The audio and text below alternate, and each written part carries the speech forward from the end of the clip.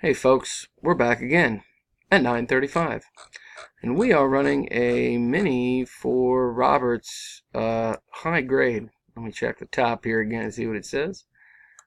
Luke Poncho. I'm going to copy the list there. It looks like top 4 win spots in the main. Yeah, it's an 85. That's a nice one. I'm going to paste the list in there of 40 entries. Going to roll the dice. Got to get at least a 5.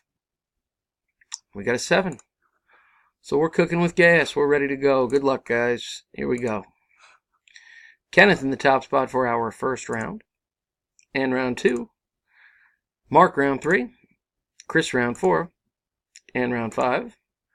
And round 6. And our winners are Mark, Derek, Steve, and Chris. Congrats, guys. I believe it was top 4. VPBQVM. Bit of a tongue twister there. There's our winners. I'm done. At 9:36.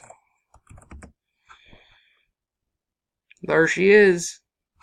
Again, here's the official results and the winners. Congrats, guys. See you next time. Thanks.